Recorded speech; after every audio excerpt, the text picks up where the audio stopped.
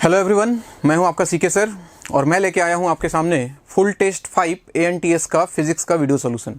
तो अभी तक आपके 4 टेस्ट हो चुके हैं। 4 टेस्ट में आपका परफॉर्मेंस कैसा रहा आप एक बार एनालाइज करो, और 5th टेस्ट आपका कैसा गया, पेपर कैसा था, इजी था, मीडियम था, टफ था, ये धीरे धीरे पेपर के साथ हम लोग डिस्कस करते हैं। तो चलिए शुरू करते हैं कहानी।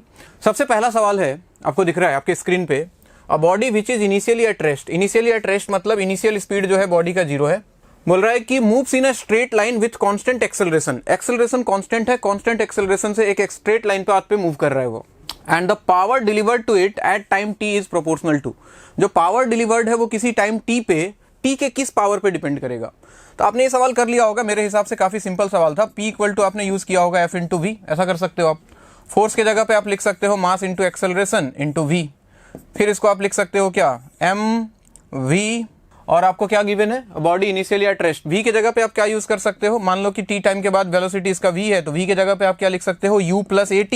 एक्सेलरेशन अगर a मानते हो और इनिशियल स्पीड दिया हुआ है 0, तो u के जगह अगर 0 रख दो तो ये वैल्यू आ जाता है ma इंटू 0 प्लस at। यानी कि ध्यान से देखो तो ये वैल्यू आ जाएगा ma स्क्वायर इंटू टी।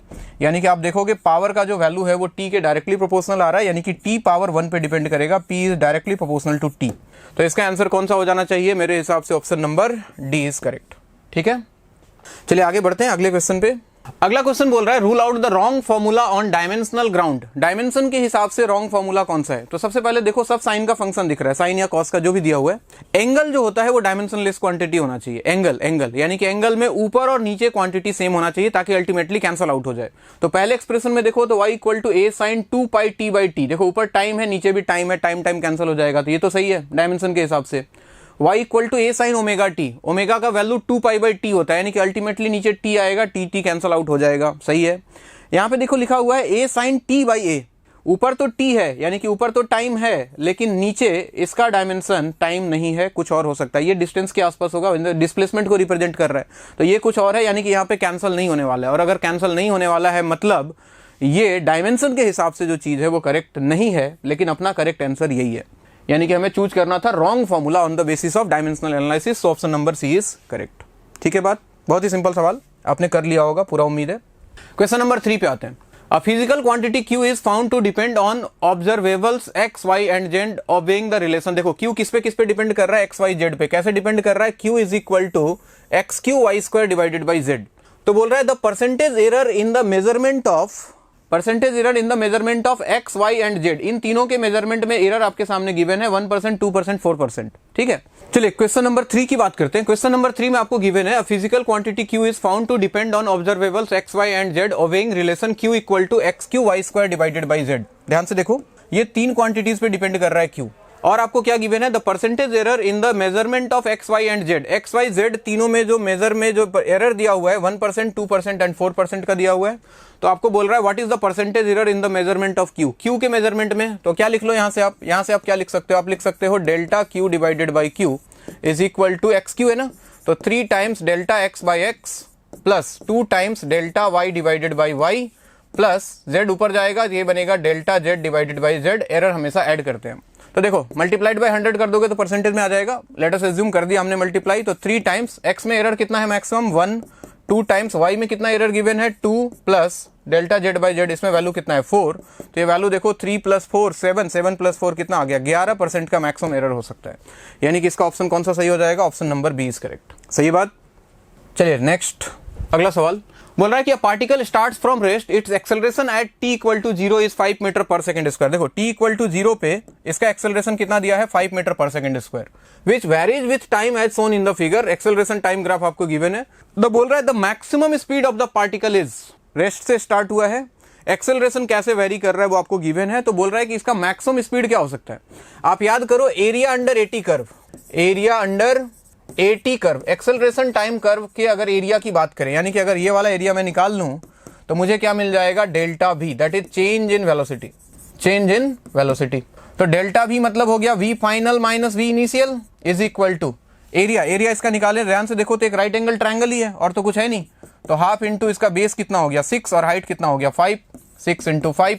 तो ध्यान से देखो, तो v फाइनल अपने को निकालना है, इनिशियल वेलोसिटी 0, रेस्ट से स्टार्ट हुआ था, तो ये वैल्यू आ गया 3 × 5 कितना 15, दैट इज v फाइनल आ जाएगा कितना 15 मीटर पर सेकेंड, यानी कि मैक्सिमम स्पीड जो पॉसिबल है पार्टिकल का that is 15 metre per second. तो अगर ऑप्शंस देखा जाए तो option number B is correct. ठीक है बात, सिंपल सा सवाल ये भी। नेक्स्ट अगला सवाल देखिए, बोल रहा है projectile is fired with initial speed i cap plus 2 j cap, the equation of its motion is given bye. देखो प्रोजेक्टाइल मोशन का सवाल है, इनिशियल वेलोसिटी दिया हुआ है x डायरेक्शन और y डायरेक्शन में, आपको इसके ट्रेजेक्टरी का इक्वेशन निकालना है। ध्यान से देखो, मान लो कि पार्टिकल को ऐसे फायर किया हमने यहां से, ठीक है, इसका स्पीड कुछ u है, x एक्सिस में इसका स्पीड देखो i कैप मतलब कितना 1 मीटर पर सेकेंड इधर गिवन है और इधर गिवन है आपको 2 मीटर पर सेकेंड। ठीक, तो इसका नेट स्पीड कितना हो जाता √2² + 1² that is √5 metre per second, और ये पार्टिकल कुछ ऐसा पाथ फॉलो करने वाला था। ओके, अब ट्रेजेक्ट्री का इक्वेशन लिखने के लिए आपको एक फॉर्मूला याद होगा, y = बहुत फेमस फॉर्मूला है x tan θ × 1 - x/r, जहां पे थीटा एंगल ऑफ प्रोजेक्शन है और r जो है वो रेंज है। तो एक काम करते हैं, पहले r निकाल लेते हैं और tan θ का वैल्यू निकाल लेते हैं।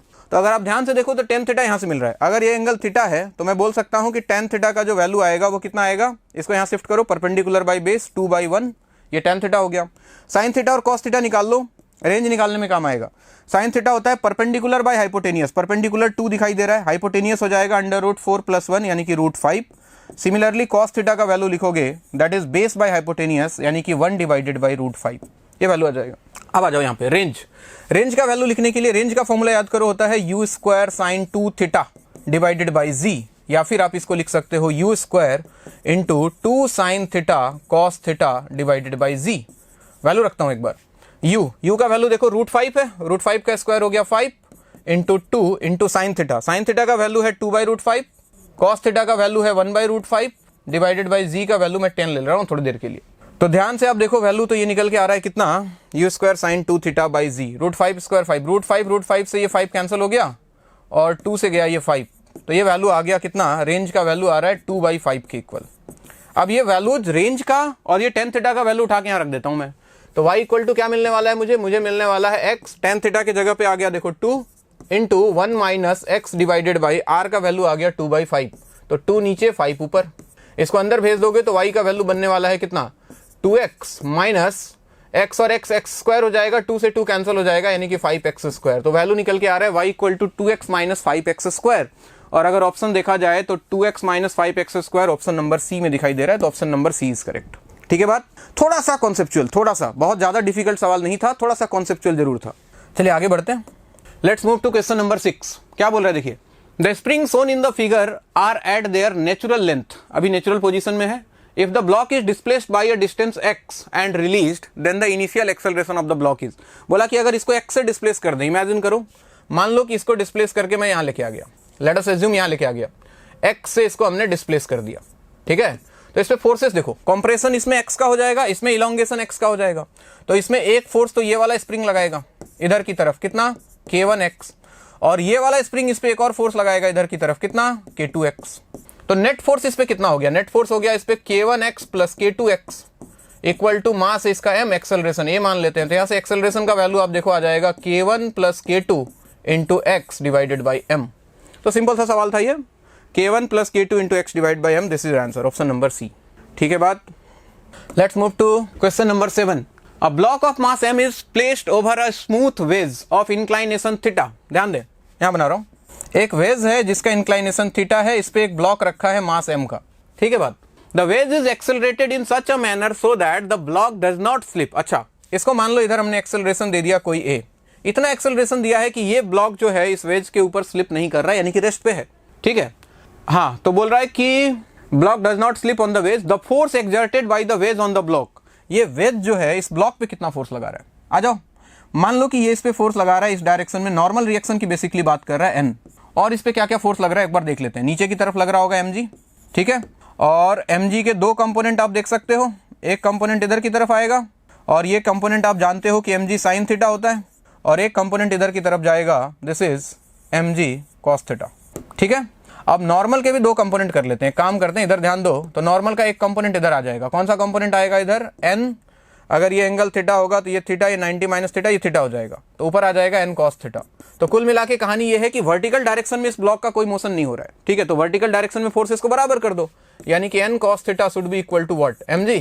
तो यहां से आप देखोगे नॉर्मल रिएक्शन, यानी कि जो वेज जो इस ब्लॉक पे फोर्स लगा रहा था उसका वैल्यू निकल के आने वाला है कितना, mg divided by cos theta. तो अगर आप ऑप्शन देखो तो option number D is correct. Simple सा सवाल, फ्री बॉडी डायग्राम बनाना था बस और कुछ भी नहीं करना था। क्वेश्चन नंबर 8 तो बोल रहा है car is moving in circular horizontal track of radius 10 metre with a constant speed of 10 metre per second. Radius दिया हुआ है 10 मीटर और स्पीड दिया हुआ है 10 मीटर पर सेकंड का। आगे क्या बोल रहे हैं, a plumb bob is suspended from the roof of the car by a light rigid rod, the angle made by the rod with the vertical. अच्छा चलो वही वाली कहानी है।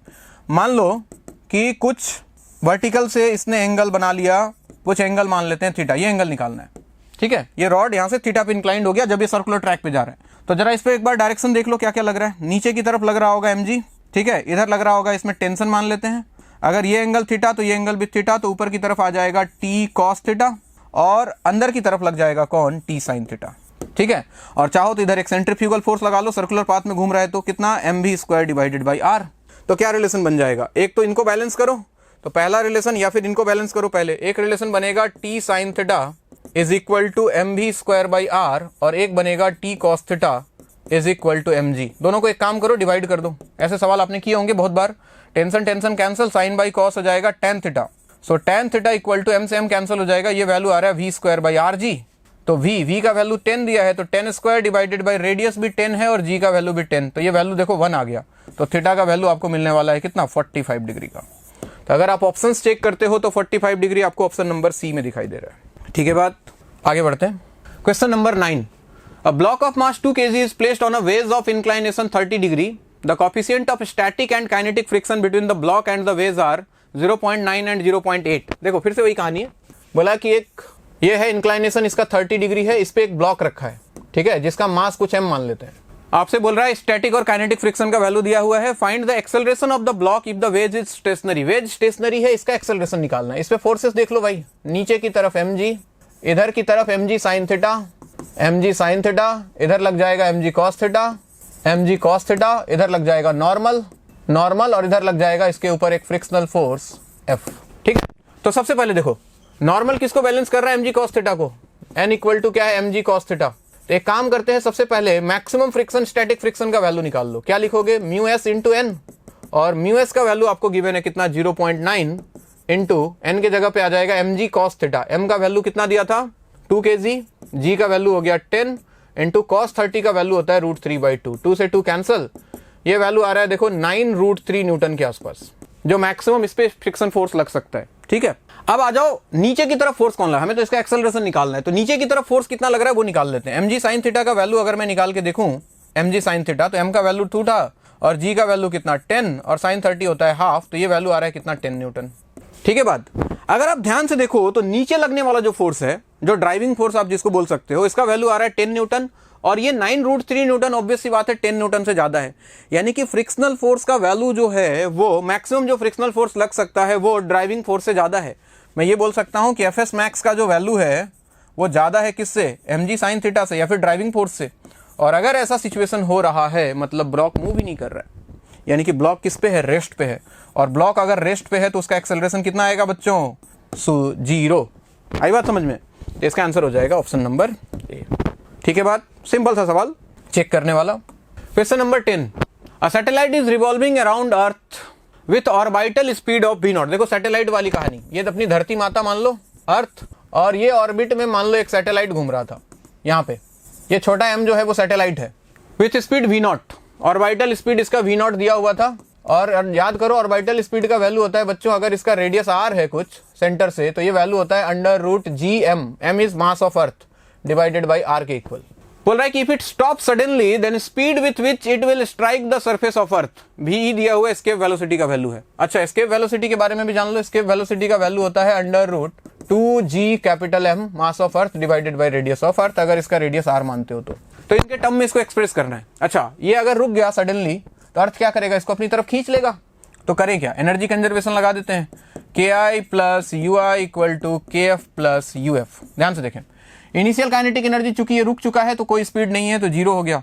यहां से यहां पोटेंशियल एनर्जी क्या लिखोगे, पोटेंशियल एनर्जी हो जाएगा minus G capital M small M divided by इनके बीच का distance R minus G M1 M2 by R. Finally मान लो जब ये अर्थ पे आया तो इसका स्पीड कुछ भी हो चुका था, तो इसका काइनेटिक एनर्जी कितना हो जाता, हाफ mv²।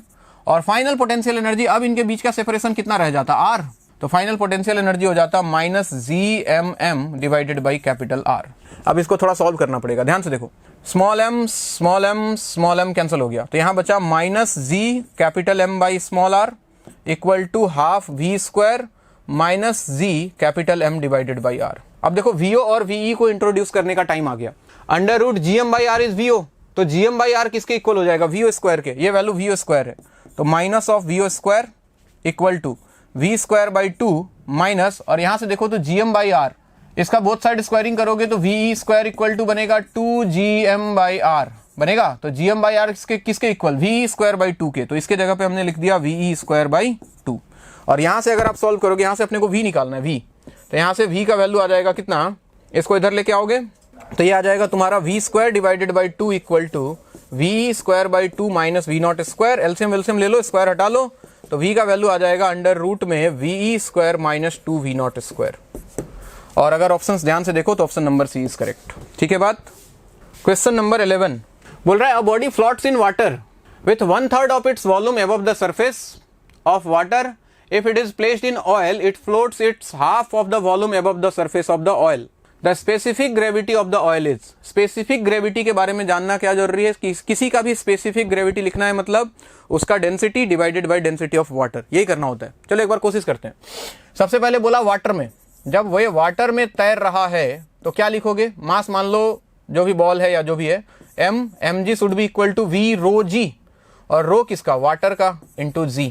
ध्यान देना, जी से जी कैंसिल हो गया, मास को लिखोगे, मास ऑफ जो बॉडी है उसको लिख रहा हूं मैं density of body into volume of body, ठीक है, इक्वल टू, अच्छा ये जो वॉल्यूम है क्या बोल रहा है, कितना डिस्प्लेस वॉल्यूम है, ध्यान से देखो, बोल रहा है कि 1/3 of its volume is above the surface of water. अगर 1/3 अबव है तो नीचे कितना है, 2/3, यानी कि this volume is equal to 2/3 times volume of body into density of water. Volume of body cancel हो गया, डेंसिटी ऑफ बॉडी आ गया 2/3 times density of water, equation number 1। Similarly what I can write, जब इसको किसी oil में डाला है हमने, तो देखो आधा पानी के बाहर है, half of its volume is above the surface of water, तो क्या रिलेशन बन जाएगा, density of body equal to 1/2 times, आधा बाहर है तो आधा अंदर रहेगा, डेंसिटी ऑफ ऑयल। ठीक है बात, इक्वेशन नंबर 2। अब एक काम करो, दोनों को डिवाइड कर दो, ठीक है, इक्वेशन 2, या फिर रो बी LHS दोनों का सेम है, RHS बराबर कर दो, यानी कि 2/3 times density of water is equal to 1/2 times density of oil. तो इसको उधर ले जाओ, density of oil divided by density of water किसके इक्वल आ जाएगा, 2 इधर गया, 4 डिवाइडेड बाई 3। तो अगर आप ऑप्शन चेक करो तो option number B is correct, 4/3। ठीक है बात, चलिए आगे बढ़ते हैं। क्वेश्चन नंबर 12 बोल रहा है, when the temperature of a rod increases by delta T its moment of inertia by delta I, then value of delta I by I निकालना है। सबसे पहले रॉड के लिए याद कर लो, change in length equal to initial length alpha delta T, ये वैल्यू होता है। अब मोमेंट ऑफ इनर्शिया का फॉर्मूला याद करो, रॉड के लिए जनरली हम यूज करेंगे ml²/12, ये मान लेते हैं। तो यहां से अगर मैं लिखूं डेल्टा आई बाई आई का वैल्यू, तो क्या लिख लूंगा मैं लिखने वाला हूं delta m/m plus 2 times delta l divided by l। मास के बारे में कुछ बोला नहीं उसने, ठीक है, तो मास को कांस्टेंट मान लेते हैं, ये वैल्यू 0 हो जाएगा इसमें चेंज, तो ये वैल्यू बन जाएगा 2 times delta l by l। तो यहां से देखो डेल्टा l बाई l का वैल्यू कितना आ जाएगा, अल्फा डेल्टा टी के equal, so this is alpha delta T. तो आंसर आ जाएगा आपका 2 अल्फा डेल्टा टी, और ऑप्शंस देखो, ऑप्शन बी इज करेक्ट। ठीक है बात। नेक्स्ट क्वेश्चन नंबर 13 बोल रहा है, sinusoidal harmonic wave is represented by equation y equal to 10⁻⁻2 sine, एक इक्वेशन ये दिख रहा है, where x and y are in metre and t is in second, which of the following is a correct statement about the wave, the wave is propagating along the. सबसे पहले wave का direction देखो, यहां से मिल जाएगा, ये तो आपने कर ही लिया होगा, तुरंत कर लिया होगा। दोनों का कोएफिशिएंट पॉजिटिव दिख रहा है, यहाँ x दिख रहा है, यानी कि डायरेक्शन हो गया सबसे पहले तो निगेटिव x एक्सिस, पहला आंसर। और साथ में देखो स्पीड भी पूछ रहा है, स्पीड ऑफ इलेक्ट्रोमैग्नेटिक वेव होता है ओमेगा बाई के, ओमेगा बाई के मतलब coefficient of t divided by coefficient of x। Coefficient of t कितना दिख रहा है, 50 divide by coefficient of x है 2, that is 25 metre per second. यानी कि वेव किधर जा रहा है, वेव जा रहा है in direction of negative x axis with a speed of 25 metre per second. देखो पहला ऑप्शन ही सही है, ये ऑप्शन नंबर ए। बहुत ही सिंपल सा सवाल, चुटकी बजा के आपने कर लिया होगा, पूरा उम्मीद है आपसे, हर बार मेरी उम्मीद टूटी है। नेक्स्ट बोल रहा है the plot of two gases during adiabatic process are shown in the figure, plots 1 and 2 should represent respectively. अच्छा, इसमें से हीलियम और O2 के बारे में बताना है कौन सा है। देखो इसके लिए आपको एडियाबेटिक प्रोसेस याद करो, PV power gamma equal to constant. इसको जब डिफरेंशिएट करोगे तो आपको dP/dV का वैल्यू मिलता है बच्चों, कितना आता है, माइनस गामा टाइम्स P/V, ऐसा कुछ वैल्यू निकल के आता है। मैं डिफरेंशिएट करके देख लूं क्या? बोलोगे सर कैसे ला दिया आपने? देखो P को रहने दिया, इसका वैल्यू हो जाएगा gamma into V power gamma -1 into dV plus V power gamma को रहने दो इंटू P का हो गया dP इक्वल टू 0। इसको उधर भेजो तो V power gamma into dP is equal to, ये उधर जाएगा minus gamma P V power gamma -1 into dV। तो यहां से आप देखोगे dP/dV का वैल्यू आ जाएगा कितना, dP/dV। इसको उधर भेज दो, V पावर गामा -1 कैंसिल हो जाएगा, माइनस गामा एक P बचेगा, यहाँ एक V बचेगा, तो माइनस गामा टाइम्स P/V, ये लिखा था मैंने। And this is basically slope. ये क्या है? स्लोप। और ध्यान से देखो ये किस पे डिपेंड कर रहा है, गामा पे, यानी कि slope is proportional to gamma, यानी कि जिसका गामा ज्यादा होगा उसका स्लोप ज्यादा होगा, सिंपल सी बात है। और आप गामा जानते हो मोनोएटॉमिक का ज्यादा होता है, डायटोमिक का कम होता है। तो अगर डायटोमिक मोनोएटॉमिक में देखें, देखो अगर ये वाला ग्राफ देखो, ये किसके लिए हो जाएगा, इसका स्लोप कम है, इसका स्लोप ज्यादा है, तो जिसका स्लोप कम है वो डायटोमिक के लिए होगा और जिसका स्लोप ज्यादा है वो मोनोएटॉमिक के लिए हो जाएगा। तो इसमें डाई मोनो कौन कौन सा दिया हुआ था भाई, O2 PV, O2 और He। तो पहला वाला डायटोमिक, पहला वाला O2 होना चाहिए और ये वाला क्या होना चाहिए, He होना चाहिए, O2 एंड He। तो ऑप्शंस दिख रहा है आपको, option number B is correct. तो एडियाबेटिक प्रोसेस ग्राफिकल सवाल, बहुत ही सिंपल सा सवाल, बहुत बार आपने किया होगा, नहीं किया होगा तो आप एक बार जरूर करें इसको, ऐसे सवाल इंपॉर्टेंट होते हैं। आइए जी, एक थोड़ा सा और बढ़िया सवाल। In context to the given figure the switch S is open for long time and then closed. पहले स्विच ओपन था, बाद में इसको बंद कर दिया। Find the heat developed in the system. System में हीट कितना डेवलप होगा? अच्छा, सबसे पहले बताओ, जब स्विच ओपन होगा, जब स्विच ओपन रहा होगा तो इन दोनों कैपेसिटर्स का C इक्विवेलेंट कितना बनेगा? C इक्विवेलेंट बन जाएगा C/2, C और C सीरीज में C/2। तो इनिशियल एनर्जी सिस्टम का क्या हो जाएगा बच्चों, half C/2 into potential difference battery का E है, यानी कि ये वैल्यू आएगा कितना, U इनिशियल कितना आने वाला है, CE² डिवाइडेड बाई 4 के इक्वल। सुनते जाना कहानी को, इनिशियल कहानी। और चार्ज कितना हो जाएगा, Q इक्वल टू CV से C/2 इंटू E, यानी कि इस पे भी चार्ज रहेगा प्लस C/2E माइनस C/2E, ऐसा चार्ज रहा होगा। चार्ज क्या ही दिखाना है ना, यहाँ पे लिख देता हूँ। Q इनिशियल का वैल्यू रहेगा कितना, इस हर एक कैपेसिटर पे, दोनों सीरीज पे था, तो ये वैल्यू आ जाएगा Q इक्वल टू CV से CE डिवाइडेड बाई 2। अब क्या किया उसने, स्विच को कर दिया बंद, ठीक है। स्विच को जैसे ही बंद किया, आप देखो ये सारा का सारा पोटेंशियल डिफरेंस इस कैपेसिटर के क्रॉस आ गया, यानी कि ऐसे भी सोच सकते हो ये तो शॉर्ट सर्किट हो गया, ठीक है। तो अगर ये E है, ये C है, तो ये E पूरा का पूरा इसके पास आ गया, यानी कि इसके पास जो फाइनल चार्ज आ जाएगा वो CE के इक्वल आ जाएगा। जबकि पहले चार्ज कितना था, CE/2 था, मतलब आधा चार्ज फ्लो किया है निकल के। मतलब क्या कहानी होगा, अगर यहाँ पे चार्ज पहले सोचो C/2E था, अभी ये कितना हो गया, CE हो गया, मतलब यहाँ से चार्ज निकला होगा और यहाँ से चार्ज इसको मिला होगा। कितना चार्ज मिला होगा, CE/2, क्योंकि पहले CE/2 चार्ज था, अभी चार्ज CE हो चुका है, मतलब CE/2 चार्ज इसको मिला होगा, CE/2। और CE/2 चार्ज अगर इसको मिला है, मतलब यहाँ से चार्ज CE/2 फ्लो कर रहा है, मतलब बैटरी से कितना चार्ज फ्लो कर रहा है हमें ये पता लग गया, बाकी बहुत ज्यादा पता करने की जरूरत नहीं है।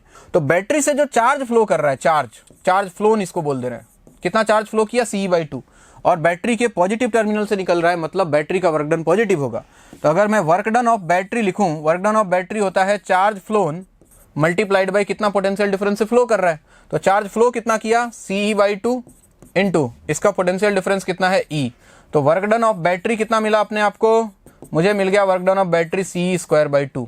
और फाइनल एनर्जी सिस्टम के पास देखो, ये तो शॉर्ट सर्किटेड हो गया, इसको भूल जाओ। इसका एनर्जी कितना आ गया फाइनल सिस्टम का, हाफ C, और टोटल पोटेंशियल डिफरेंस उसी के पास है, यानी कि CE²। तो हीट प्रोड्यूस्ड होता क्या है बच्चों सर्किट में, हीट का एक जनरल फॉर्मूला याद रखना, क्या, work done by battery minus final energy minus initial energy of the system. तो वर्क डन बाई बैटरी हमने निकाल के रखा है, कितना है देखो, हाफ CE² के equal, minus final energy system का कितना निकाला, half CE² minus initial energy system का हमने निकाल के रखा था 1/4 CE²। तो ध्यान से देखो, तो हाफ CE² कैंसिल होने वाला है, माइनस माइनस प्लस हो जाएगा और ये वैल्यू आ जाएगा 1/4 CE² के, यानी कि सिस्टम में जो हीट डेवलप हो रहा है वो टोटल किसके इक्वल होगा, 1/4 CE² के। तो इसका ऑप्शन कौन सा हो जाएगा, 1/4 CE², option number D is correct. Question number 16 बोल रहा है consider the circuit shown in figure below, find out the current through the register of resistance R after a long time. देखो बड़ा सिंपल सा कॉन्सेप्ट है। अगर capacitor कभी circuit में कनेक्टेड है और बहुत टाइम के लिए छोड़ दिया जाए, यानी कि इनफाइनाइट टाइम या फिर स्टेडी स्टेट बोल दे, सारी बातें एक ही हैं, उस समय कैपेसिटर जो है वो ओपन सर्किट जैसा बिहेव करता है। यहां से करंट जीरो हो जाएगा। मतलब ऐसे सोचो ये सर्किट ऐसा हो गया है, यहां से कोई करंट नहीं जा रहा है, मतलब ये पूरा का पूरा ब्रांच ही बेकार हो गया। यानी कि सर्किट में करंट अगर यहां से आई फ्लो कर रहा है तो करंट का रास्ता ये होगा भाई, यहां से करंट आई जाएगा ऐसे घूम के वापस। तो सर्किट करंट कैसे निकालोगे? पोटेंशियल डिफरेंस बैटरी का कितना है, E divided by net resistance circuit का। एक ये रेजिस्टेंस है और एक ये रेजिस्टेंस है, ये वाला रेजिस्टेंस काउंट नहीं होगा क्योंकि यहां से कोई करंट नहीं जा रहा है। तो नेट रेजिस्टेंस हो गया R प्लस R, तो करंट हो जाएगा E divided by R plus R के equal. Option number B is correct. बहुत ही सिंपल सा सवाल, आई होप कि ये सबने किया होगा। अगर ये भी नहीं किया है तो बहुत सोचने वाली बात है, आप पढ़ाई नहीं कर रहे हो, पढ़ने की जरूरत है। अगला सवाल, a long cylindrical wire is carrying uniform current along its length. देखो ये वायर वाला सवाल, ये तो बड़ा पॉपुलर है, तो जानते भी होगे। अगर यहाँ पे करंट जा रहा है ऐसे, आई करंट फ्लो कर रहा है मान लो along its length, which of the following graph represent the variation of magnetic field with distance r। इसके एक्सिस से r डिस्टेंस पे अगर अंदर किसी पॉइंट पे देखोगे, अंदर किसी पॉइंट पे, तो मैग्नेटिक फील्ड का वैल्यू आता है mu not J R by 2, और अगर बाहर किसी पॉइंट पे मैग्नेटिक फील्ड देखोगे तो इसका वैल्यू आता है mu naught I divided by 2 pi r. जहां पे जो J दिखाई दे रहा है this is current density, current per unit area. Solve करने के दौरान आ जाएगा ये। तो अंदर वाले पॉइंट के लिए देखो magnetic field directly proportional to R होता है। Magnetic field directly proportional to R, जैसा कि ये वाला ग्राफ दिख रहा है, B directly proportional to R जब तक अंदर है, B directly proportional to R। और बाहर वाले के लिए मैग्नेटिक फील्ड क्या है, इनवर्सली प्रोपोर्शनल टू R, जो कि ये दिखाई दे रहा है आपको। सो इसका ये ग्राफ बिल्कुल सही है। यानी कि सेंटर से लेके सरफेस तक मैग्नेटिक फील्ड इंक्रीज करता है, सरफेस पे मैक्सिमम पहुंचता है, एकदम वही solid conducting non conducting sphere वाला जो इलेक्ट्रिक फील्ड का कहानी था, बिल्कुल सेम टू सेम। सरफेस पे मैक्सिमम होगा और जैसे जैसे दूर जाओगे वैल्यू डिक्रीज करता जाएगा। ठीक है बात। नेक्स्ट क्वेश्चन नंबर 18 बोल रहा है, charge particle is projected in a magnetic field given by B equal to, देखो ये मैग्नेटिक फील्ड का वैल्यू गिवन है and its acceleration charge particle का ये दिया हुआ है। तो बोल रहा है x का वैल्यू। अच्छा, इसमें बड़ा सिंपल सा कॉन्सेप्ट लगाना है। एक तो दिमाग में बैठा लो कि अगर कभी दो वेक्टर दिया हो और वेक्टर में से किसी एक अननोन क्वांटिटी का वैल्यू पूछ लिया ना, कुछ समझ में ना आए तो दोनों का डॉट प्रोडक्ट जीरो कर देना भाई। बोला सर ऐसे कैसे कर देंगे, कर देना, आंसर आ जाएगा, मैं बता रहा हूं। लेकिन लॉजिक जानना जरूरी है। नहीं जान पाए उस समय की बात कर रहा था मैं। देखो हम जानते हैं कि जो मैग्नेटिक फोर्स होता है वो हमेशा परपेंडिकुलर होता है मैग्नेटिक फील्ड के। ठीक है, F equal to q into v cross b, velocity के भी परपेंडिकुलर और मैग्नेटिक फील्ड के भी परपेंडिकुलर। और फोर्स का मतलब मास इंटू एक्सेलरेशन। अगर फोर्स परपेंडिकुलर है मतलब एक्सेलरेशन भी परपेंडिकुलर होगा मैग्नेटिक फील्ड पे। और कभी भी दो वेक्टर परपेंडिकुलर होता है तो उनका डॉट प्रोडक्ट क्या होना चाहिए बच्चों, जीरो। तो दोनों का डॉट प्रोडक्ट निकाल दो। देखो dot product a1 a2 plus b1 b2 करोगे तो 4x, ठीक है, और -15, और साथ में बाहर कितना आ जाएगा 10 पावर -2 10 पावर -5 यानी कि 10 power -7 should be equal to 0। तो यहाँ से देखो x का वैल्यू कुछ 15/4 के आसपास आ जाएगा। और 15/4 अगर देखो तो ऑप्शन नंबर ए आपको बिल्कुल सही दिखाई दे रहा है। Question number 19, the van der Waal equation of state of real gases is given by P plus. ये सवाल तो आपने बार बार देखा होगा, घूम फिर के आते ही रहता है। नीट ने पूछा है, जेई ने पूछा और पता नहीं किस किस एग्जाम में आया हुआ है। डिटरमाइन डायमेंशन ऑफ ए का डायमेंशन आप जानते हो। सबसे पहले अगर यहाँ प्रेशर है तो ये पूरा टर्म प्रेशर होना चाहिए, प्रेशर के साथ प्रेशर ही ऐड होता है, यानी कि A/V² should be equal to pressure. और प्रेशर क्या होता है बच्चों, प्रेशर होता है force per unit area. Force का डायमेंशन क्या होता है, फोर्स हो गया मास इंटू एक्सेलरेशन, तो mL/t-2 डिवाइडेड बाई एरिया हो गया L²। तो ये वैल्यू आ जाएगा mL-1t-2। This is dimension of pressure. रख दो यहाँ उठा के, तो ए का वैल्यू क्या बन जाएगा, प्रेशर के जगह पे आ गया mL-1t-2 और v² साथ में और गया, v का डायमेंशन हो गया LQ का स्क्वायर करोगे तो L⁻⁶। तो ये वैल्यू बनेगा देखो mL⁵t⁻⁻2 और mL⁵t⁻⁻2 ऑप्शन नंबर डी में दिखाई दे रहा है। तो यूनिट डायमेंशन का एक और बढ़िया सवाल, ये सिंपल सा, option number D is correct. मुझे लग रहा है कि सवाल ठीक ठाक हैं नीट के हिसाब से, बिल्कुल पेपर बैलेंस लग रहा है अभी तक। तो मुझे लग रहा है आगे क्या होगा मुझे पता नहीं, जैसे जैसे आगे जाऊंगा मैं आपको डिस्कस करके बताता रहूंगा। अभी तक तो पेपर एकदम नीट के हिसाब से परफेक्ट लग रहा है मुझे, ना ज्यादा टफ ना ज्यादा इजी, बीच बीच वाला लग रहा है। Question number 20, the velocity time graph of particle moving in straight line. देखो VT कर्व दिया है, VT कर्व देख के पहले पढ़ना सीखना आना पड़ेगा। यहां से यहां तक देखो, ये वाला पोर्शन में एक्सेलरेशन पॉजिटिव है और कांस्टेंट है, कांस्टेंट। इस वाले पोर्शन में dv/dt 0 आएगा, मतलब एक्सेलरेशन 0 है। और यहाँ पे देखो dv बाई dt इसका स्लोप निगेटिव आएगा, मतलब एक्सेलरेशन क्या हो चुका है, निगेटिव है, लेकिन अभी भी कांस्टेंट है। बस अब इसका AT कर्व सोच लो भाई। 0 से 2 सेकंड में एक्सेलरेशन पॉजिटिव और कांस्टेंट, सही है। 2 से 4 में एक्सेलरेशन 0, सही है। 4 से 6 में एक्सेलरेशन निगेटिव और कांस्टेंट, बिल्कुल सही, पहला ही ऑप्शन सही बैठ गया, कुछ करने की जरूरत ही नहीं पड़ी। चलिए बाकी नहीं पढ़ेंगे हम। क्वेश्चन नंबर 21 बोल रहा है the equation of trajectory of a projectile is given by y equal to ax minus bx square. Determine the maximum height attained by the projectile. देखो इसका मैक्सिमम हाइट निकालने के लिए आप एक तो प्रोजेक्टाइल वाला कॉन्सेप्ट लगा लो, इसको इक्वेशन ऑफ ट्रेजेक्टरी से कंपेयर करके निकाल सकते हो। मैं मैथमेटिक्स लगा देता हूँ, पहले मैथ ही पढ़ाता था मैं, ठीक है, बाद में फिजिक्स में शिफ्ट हो गया, हालात ऐसे बने, बट मैथमेटिक्स से इस सवाल को ज़्यादा अच्छे से कर सकते हैं। y का मैक्सिमम वैल्यू निकालना है, ऐसे सोचो, इसको डिफरेंशिएट किया तो ये वैल्यू मिलेगा a माइनस 2bx, और इसको पुट कर दिया मैंने 0।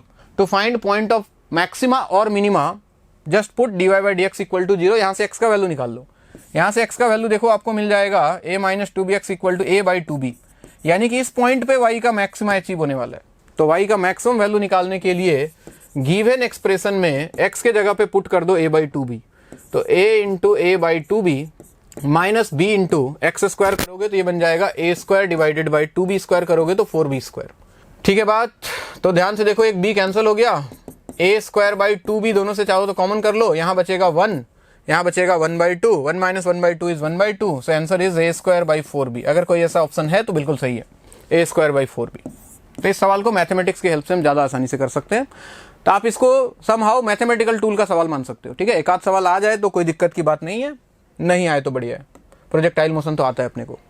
The initial velocity of a particle is 4i cap metre per second. देखो एक्स एक्सिस में जा रहा है 4 मीटर पर सेकंड से, and it is subjected to an acceleration of 2i cap plus 4j cap metre per second. सुनिएगा कहानी, बोला कि पार्टिकल का इनिशियल स्पीड ये है, ठीक है, ux बोल रहा हूँ इसको, कितना है 4x की तरफ, और एक्सेलरेशन इसका दोनों डायरेक्शन में है, ये है ax का वैल्यू दिया हुआ है इसका 2, ax का वैल्यू दिया हुआ है 2, और ay का वैल्यू है 4। इस डायरेक्शन में एक्सेलरेशन दिया है कितना, 4। पूछा क्या जा रहा है आपसे पूछ रहा है what is the y coordinate of the particle at the instant if x coordinate is 5। जब इसका x कोऑर्डिनेट 5 हो गया तो सबसे पहले x कोऑर्डिनेट 5 करने के लिए x का फॉर्मूला लगा लेता हूं, x equal to ut plus half at square use कर रहा हूं, सिंपल काइनेमेटिक्स। x का वैल्यू 5, इनिशियल स्पीड x के डायरेक्शन में 4 है, into t plus half into x के डायरेक्शन में एक्सेलरेशन कितना है 2 है, इंटू टी स्क्वायर, ये 2 से 2 कैंसिल हो गया। ये देखो वैल्यू आ रहा है 5 equal to 4t plus t square. देखो या तो क्वाड्रेटिक लगा के सॉल्व करो, नहीं तो दिख रहा है t इक्वल टू 1 सेटिस्फाई कर रहा है, दिख रहा है आपको। मैं तो ऐसे चेक कर लेता हूँ, नीट के सवाल आसान होते हैं। 4 प्लस 1 5 इक्वल टू 5, t का वैल्यू 1, यानी कि 1 सेकंड के बाद पार्टिकल का x कोऑर्डिनेट जो हो जाएगा वो किसके इक्वल हो जाएगा, 5 के इक्वल हो जाएगा। तो 1 सेकंड के बाद पार्टिकल का y कोऑर्डिनेट निकाल लेते हैं, y इक्वल टू हमने फिर से लगा दिया ut plus half at square. Initial speed y direction में कुछ नहीं गिवन था, half into acceleration y direction में दिया हुआ था आपको कितना 4, और टाइम कितना लगा है 1 सेकेंड, तो 1 स्क्वायर, तो ये वैल्यू आ रहा है 2 से कैंसिल होकर कितना आ जाएगा 2 मीटर के आसपास। तो अगर ऑप्शन देखें y कोऑर्डिनेट 2 मीटर एक ही ऑप्शन में दिखाई दे रहा है। सही है बात, बड़ा सिंपल सा सवाल था। नेक्स्ट 23 में बोल रहा है block of mass 0.1 kg is held against a wall applying horizontal force of 5 Newton. ऐसे सवाल भी आपने बहुत देखे होंगे। देखो ये है मास m, इसको इधर से फोर्स लगा के हमने ऐसे दीवार पे ऐसे रोक रखा है, ठीक, और कितना फोर्स लगा है 5 न्यूटन का। तो एक बात ध्यान रखना कि वॉल इस पे जो फोर्स लगाएगा वो भी, यानी कि नॉर्मल का वैल्यू भी कितना होने वाला है 5 न्यूटन होने वाला है, ठीक है। If the coefficient of friction between block and wall is 0.5, इस पे फ्रिक्शन फोर्स लग जाएगा बच्चों ऊपर की तरफ, इधर लगा फ्रिक्शन, और फ्रिक्शन फोर्स मैक्सिमम लग कितना सकता है म्यू इंटू एन। म्यू का वैल्यू कितना है, म्यू का वैल्यू दिया हुआ है बच्चों 0.5, और नॉर्मल रिएक्शन आपका 5 के आसपास मिल चुका है, तो ये वैल्यू आ रहा है 2.5 न्यूटन के आसपास, ठीक है, म्यू इंटू एन, सही लिखा है। और इस पे ड्राइविंग फोर्स नीचे की तरफ, इसको नीचे ले जाने वाला फोर्स कौन है, mg का वैल्यू कितना आ जाएगा, mg का वैल्यू आ जाएगा, मास है इसका 0.1 और g का वैल्यू 10, तो ये वैल्यू आ रहा है कितना 1 न्यूटन के आसपास, ठीक है। पूछ क्या रहा है आपसे, determine the magnitude of frictional force acting on the block. लोग देखो जनरली अब क्या है, देखो कहानी क्या है, लोग फ्रिक्शन फोर्स अगर पूछा है तो डायरेक्ट 2.5 टिक कर देंगे, लेकिन रुक जाओ, दिस इज मैक्सिमम फोर्स ना, मैक्सिमम फोर्स। नीचे ले जाने वाला फोर्स कितना लग रहा है, नीचे ले जाने वाला फोर्स लग रहा है 1 न्यूटन, और ध्यान से देखो तो ये 1 न्यूटन जो है ये 2.5 न्यूटन से छोटा है, दिखाई दे रहा है। यानी कि नीचे ब्लॉक अगर मूव नहीं कर रहा है, मतलब नीचे mg जितना लग रहा होगा उतना ही फ्रिक्शन फोर्स लग रहा हो। फ्रिक्शन फोर्स क्या है? Self adjustable force. जितना नीचे की तरफ लग रहा है उतने पे अपने आप को ये एडजस्ट कर लेगा।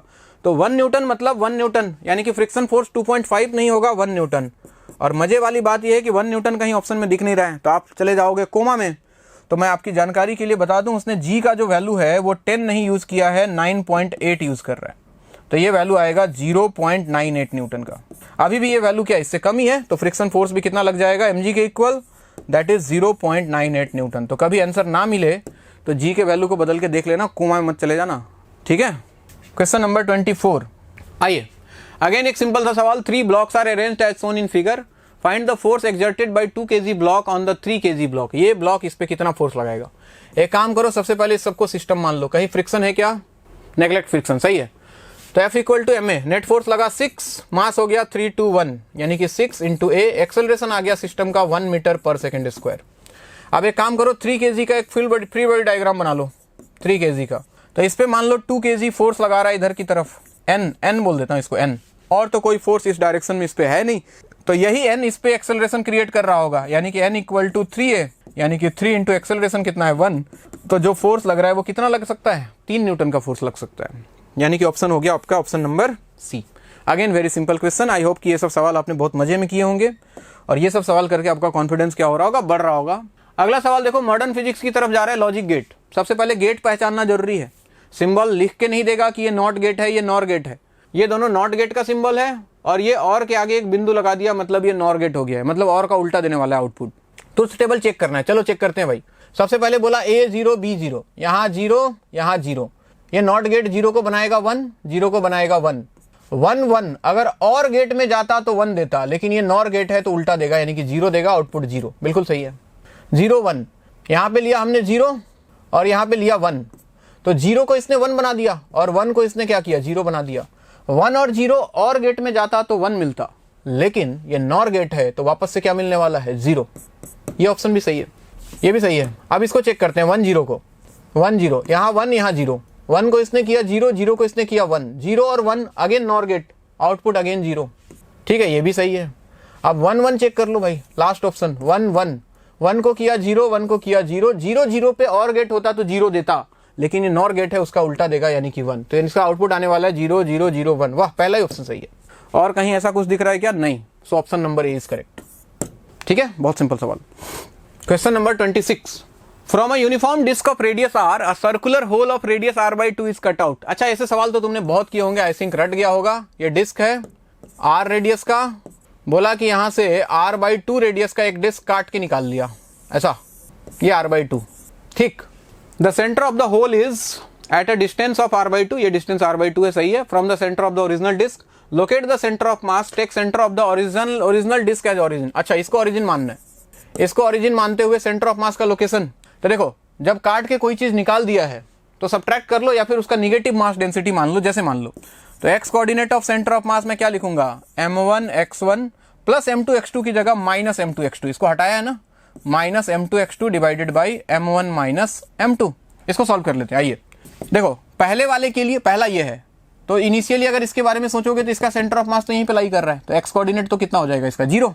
तो m1 इंटू 0, इसको लिखने की जरूरत नहीं है, माइनस m2। अच्छा, इसका मास निकालने के लिए क्या करोगे? मान लो कि मास डेंसिटी ओरिजिनल डिस्क का सिग्मा था, तो सिग्मा मल्टीप्लाइड बाई इसका एरिया कितना हो जाएगा? पाई r²/4। ये हो गया मास का वैल्यू, इंटू x2, इसका सेंटर ऑफ मास का डिस्टेंस इस ओरिजिन से कितना है? r/2 आ गया, divided by m1 minus m2। m1 का वैल्यू क्या लिखोगे? Sigma multiplied by original disc का एरिया कितना है? पाई r² माइनस m2 अभी अभी लिखा था हमने, सिग्मा इंटू पाई r²/4। सही है। तो ध्यान से देखो, तो ये तो 0 हो जाएगा, sigma pi r², sigma pi r², sigma pi r² cancel हो गया। तो आपके पास बचा कितना? ऊपर बचा है 0 माइनस r/2 और 4 बचा है, तो r/8 हो गया। और नीचे देखो तो बचा है 1 माइनस 1/4, ऐसा कुछ वैल्यू है। तो माइनस r/8 और 1 माइनस 1/4 इज 3/4, ऊपर जाएगा तो 4/3 बन जाएगा। 4 से गया 2, ये वैल्यू आ रहा है माइनस r/6, यानी कि सेंटर से इधर लेफ्ट की तरफ r/6 डिस्टेंस पे कहीं इसका सेंटर ऑफ मास लाई करेगा। Option number D is correct. ऐसे सवाल भी आपने किए होंगे, आपसे बन गया होगा ये सवाल, आई थिंक सो। 27, क्या बोल रहा है? Rigid body is rotating about a fixed axis with angular speed omega. कोई बॉडी है ओमेगा से घूम रहा है, ओमेगा या ओमेगा नॉट से मान लो। रिटार्डिंग टॉर्क, इस पे टॉर्क लगा अपोजिट डायरेक्शन में, तो अपोजिट डायरेक्शन में टॉर्क लगेगा तो क्या होगा बच्चों? इसका स्पीड घटेगा, घटते घटते घटते घटते स्पीड 0 हो जाएगा, फिर उल्टा डायरेक्शन में घूमने लग जाएगा। To produce and angular deceleration of constant magnitude, देखो एंगुलर डिसलेरेशन का वैल्यू अल्फा दिया हुआ है आपको, ठीक है, नेगेटिव एक्सेलरेशन जो है। Find the time after which acquire same kinetic energy which is it had initially, जो इनिशियल काइनेटिक एनर्जी था वो फाइनली हो जाना चाहिए। ये कब पॉसिबल है? जब जितना स्पीड से इस डायरेक्शन में घूम रहा था ये ठीक उतने ही स्पीड से अपोजिट डायरेक्शन में घूमना शुरू कर दे। आ रही बात समझ में? तो इनिशियल काइनेटिक एनर्जी इसका क्या लिखते तुम लिखते इसका इनिशियल काइनेटिक एनर्जी, या फिर ऐसे करो फाइनल स्पीड जो है इसका, ये ओमेगा फाइनल है ना, ओमेगा फाइनल किसके इक्वल होना चाहिए? माइनस ओमेगा नॉट के। ऐसे सोच लो, ओमेगा फाइनल का वैल्यू कितना हो जाना चाहिए? Minus omega naught. अगर इसको एक डायरेक्शन को पॉजिटिव मानते हो तो दूसरे को निगेटिव मानोगे, तो फॉर्मूला लगा लो कौन सा वाला? Omega equal to omega naught plus alpha t, ये वाला फॉर्मूला लगा लेते हैं। फाइनल ओमेगा कितना होना चाहिए? माइनस ऑफ ओमेगा नॉट के, और इनिशियल ओमेगा कितना था? ओमेगा नॉट, सही है। माइनस अल्फा के जगह पे माइनस अल्फा इंटू टी, इसको इधर ले आओ तो alpha t equal to omega naught plus omega naught क्या हो गया? 2 ओमेगा नॉट। तो यहाँ से देखो टाइम का वैल्यू आ जाएगा कितना निकल के? 2 ओमेगा नॉट बाई अल्फा। क्योंकि मोमेंट ऑफ इनर्शिया तो सेम रहेगा, हाफ आई ओमेगा स्क्वायर में, तो ओमेगा सेम हो जाना चाहिए। तो कितने टाइम के बाद होगा? 2 ओमेगा नॉट बाई अल्फा के। So option number B is correct. ठीक है बात, ये भी कुछ खास नहीं लेकिन ठीक ठाक सवाल। Question number 28, determine the moment of inertia of a ring of mass m and radius r about an axis along the tangent to the ring and lying in the plane. अच्छा, ये तो बहुत सिंपल सवाल है, ये तो आपने कर ही लिया होगा। इसके अबाउट बोल रहा है, इसके अबाउट इसका मोमेंट ऑफ इनर्शिया निकालना है। एक टेंजेंट जो कि उसी प्लेन में लाई कर रहा है, तो उसके लिए तुमको इसके अबाउट मोमेंट ऑफ इनर्शिया मालूम होना पड़ेगा। ठीक है, ये वाला डायमीटर के अलोंग। तो डायमीटर के अलोंग मोमेंट ऑफ इनर्शिया निकालने के लिए क्या लिख लेता हूं मैं? आइए सबसे पहले मैं परपेंडिकुलर एक्सिस थ्योरम यूज कर लो। I x plus I y equal to I z, चूंकि हमें आई जेड पता है और आई एक्स और आई वाई तो क्या होगा? सेम होगा। तो ये हो गया 2ix equal to I z का वैल्यू रिंग का होता है कितना? M r square. तो आई एक्स का वैल्यू कितना आ गया? M r square by 2। अब ये वैल्यू आ गया, ये इसको मैं आई एक्स बोल रहा हूँ और मुझे इसके अबाउट निकालना है। तो पैरेलल एक्सिस थ्योरम लगा देते हैं। आई इक्वल टू क्या लिखोगे? I x plus mass into इसका डिस्टेंस कितना है एक्सिस का यहाँ से? R, m r square. तो ये वैल्यू आपको मिलने वाला है how much? M r square divided by 2 plus m r square, और ये वैल्यू आप सॉल्व करोगे तो ये वैल्यू मिलता है 3/2 एम आर स्क्वायर के इक्वल। यानी कि इसका मोमेंट ऑफ इनर्शिया आ जाएगा 3/2 m r square. Option number A is correct. ठीक है बात, आगे बढ़ते हैं क्वेश्चन नंबर 29 में। Find the relation between escape velocity v from the orbit of Earth and the orbital velocity v naught. अच्छा, ये चीज आपने ध्यान दिया होगा, ग्रेविटेशन में आपको पढ़ाया जाता है ये चीज। ये अर्थ का ऑर्बिट है जिसका रेडियस कुछ आर है। तो इस ऑर्बिट में दो तरह की स्पीड की चर्चा करते हैं। एक होता है ऑर्बिटल स्पीड वीओ, जिसका वैल्यू होता है बच्चों under mass of earth divided by radius, और एक होता है एस्केप वेलोसिटी। इस ऑर्बिट से अगर सैटेलाइट को बाहर भेजना है तो ये वैल्यू निकल के आता है अंडर√2gm डिवाइडेड बाई आर, ये वैल्यू आता है। तो ध्यान से देखो तो यहाँ से साफ साफ दिखाई दे रहा है कि v का जो वैल्यू होता है वो √2 टाइम्स vo के इक्वल होता है। यानी कि ऑर्बिटल स्पीड को अगर √2 टाइम्स कर दिया जाए, ये सवाल भी पूछा गया है बहुत बार कि ऑर्बिटल स्पीड को कितने टाइम्स इंक्रीज कर दिया जाए ताकि वो सैटेलाइट के ऑर्बिट से क्या हो जाए? एस्केप कर जाए। तो वैल्यू होता है कितना? √2 v0। So v equal to √2 v0, option number B. Direct formula based question, अगर याद होगा तो ये सब टिक करके निकल गए होगे आप। Next, find the work done in extending a wire of Young's modulus y stress by strain. ठीक है, क्या निकालना है उसके ऊपर आते हैं। Area of cross section A दिया है, लेंथ L1 to L2। अच्छा, हम जानते हैं कि वर्क डन जो होता है that is half into stress into strain into volume. सुनिएगा कहानी को, हाफ इंटू स्ट्रेस के जगह पे क्या लिख सकते हैं? Strain into Y. तो Y into Y into strain, तो स्ट्रेन का क्या हो गया? होल स्क्वायर हो गया, यानी कि स्ट्रेन पावर 2 बन गया इंटू वॉल्यूम। वैल्यू रखता हूं, देखना, half into Y into strain मतलब delta L by L. Delta L by L का मतलब हो गया L2 minus L1 by L1, इसका स्क्वायर इंटू वॉल्यूम हो गया एरिया इंटू लेंथ कितना था? L1। तो ध्यान से देखो, एक L1 कैंसिल हो जाएगा तो ये वैल्यू आ जाएगा YA डिवाइडेड बाई 2, एक L1 बचेगा into L2 minus L1 whole square. ऐसा कुछ वैल्यू आ रहा है, YA by 2 L1 into L1 minus L2 minus L1 या L1 minus L2 whole square, same ही आएगा वैल्यू। क्योंकि स्क्वायर है, निगेटिव रहेगा तो फर्क नहीं पड़ेगा। Option number C. Question number 31, a 10 centimeter long capillary tube is dipped vertically in water. The liquid rises to 5 centimeter. The entire system is now placed in a freely falling elevator, अच्छा ये वाली कहानी है। अगर किसी चीज को freely falling मतलब उसमें कोई मतलब वो जी से गिर रहा है बेसिकली, ऐसे सोचो। फ्रीली फॉलिंग एलिवेटर में अगर हम उसको रख दें तो क्या फील होने लग जाएगा, वेटलेसनेस फील होने लग जाएगा, ठीक है। और अगर ऐसा होगा, वेटलेसनेस फील होगा, इसका मतलब उसके ऊपर जो सरफेस टेंशन लग रहा होगा वो लिक्विड को ऊपर की तरफ पुल करता रहेगा। और कब तक पुल करता रहेगा, जितना उसका हाइट होगा। शायद यही सवाल होगा।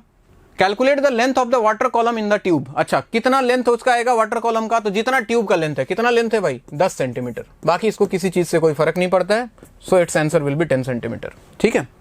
Question number 32, two stars A and B radiate maximum energy at the wavelength 360 nanometre. अच्छा, कोई भी स्टार या कोई भी बॉडी जो अपना मैक्सिमम जो इंटेंसिटी जो एमिट करता है और वो जिस वेवलेंथ पे करता है, ठीक है, वो वेवलेंथ टेम्परेचर का इनवर्सली प्रोपोर्शनल होता है। ये बात मैंने बहुत पहले बताया कि लैम्डा एम बोलते हैं उसको, या फिर सिंपली लैम्डा ही बोल देते हैं उसको। तो बेसिकली वो जो वेवलेंथ होता है वो इनवर्सली प्रोपोर्शनल टू टेम्परेचर होता है। डायरेक्टली लिख दिया मैंने, इनवर्सली प्रोपोर्शनल टू टेम्परेचर, ठीक है। तो determine the surface temperature of A and B, तो अगर मुझे TA बाई टीवी लिखना है, दोनों के सरफेस टेम्परेचर का रेशियो, तो मैं लिखने वाला हूं लैम्डा बी बाई लैम्डा ए। और लैम्डा बी का वैल्यू कितना है भाई 480 डिवाइडेड बाई क्या 360, बाकी सॉल्व कर लो, 12 से कैंसिल हो जाएगा, 4/3 आने वाला है value. So answer is 4:3 B. बहुत ही सिंपल सवाल। Next question number 33, an ideal monoatomic gas undergoes a process which follows the relation P equal to KB, determine the molar heat specific heat of the gas for this process. देखो ये बढ़िया सवाल, ये मैं जानबूझ के मैंने इस क्वेश्चन को डाला है, जेई लेवल का क्वेश्चन है।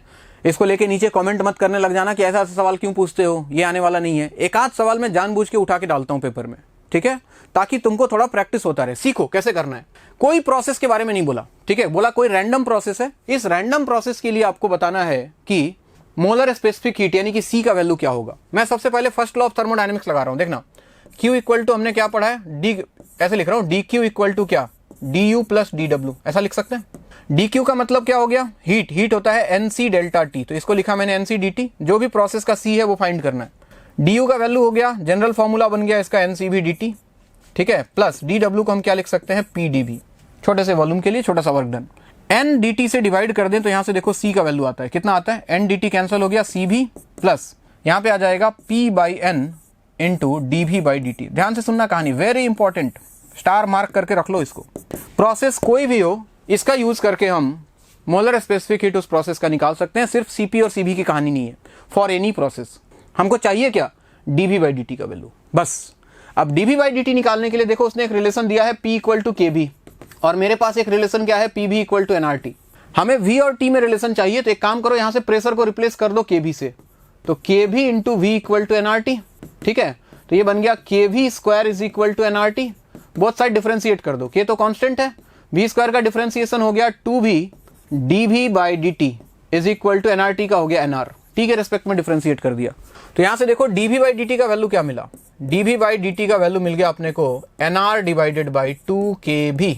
अब ये dV/dt का वैल्यू उठा के यहां रख रहा हूं, ठीक है। देखना CV कौन सा गैस था, मोनोएटॉमिक। मोनोएटॉमिक के लिए CV का वैल्यू होता है 3/2R plus P/N into dV/dt का वैल्यू कितना है बच्चों, nR डिवाइडेड बाई 2KB। तो ध्यान से देखो, N से N कैंसिल हो गया, हो गया।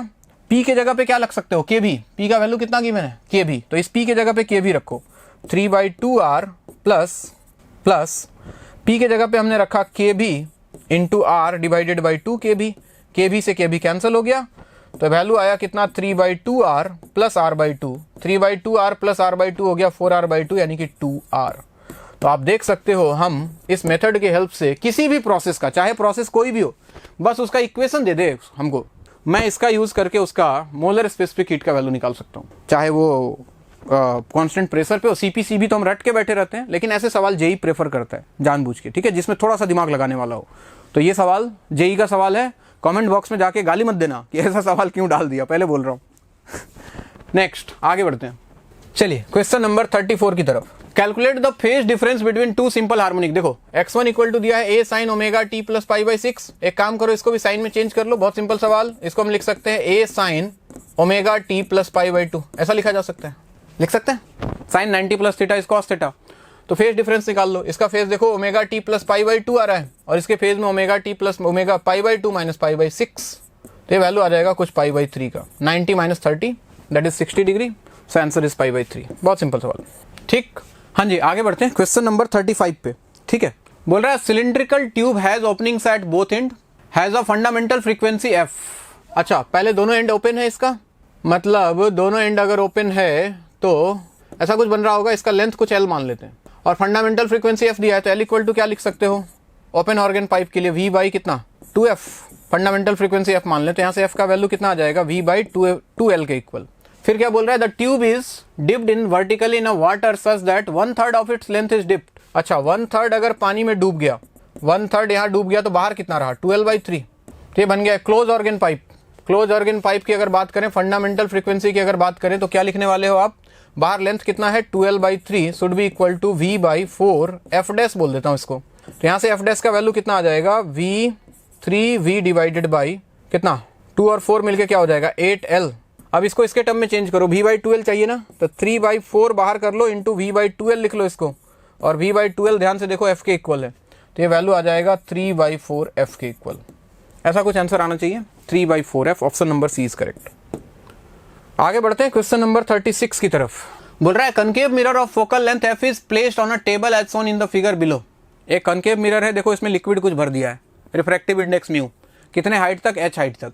Determine the distance of an object from the pole of the mirror such that its image is formed at itself. सबसे पहली बात दिमाग में बिठा लो, मिरर हो, अगर कोई भी मिरर हो, अगर वो बोल रहा है कि ऑब्जेक्ट जहां है वहीं पे इमेज बने, मतलब ऑब्जेक्ट को उसके सेंटर पे रखना चाहिए।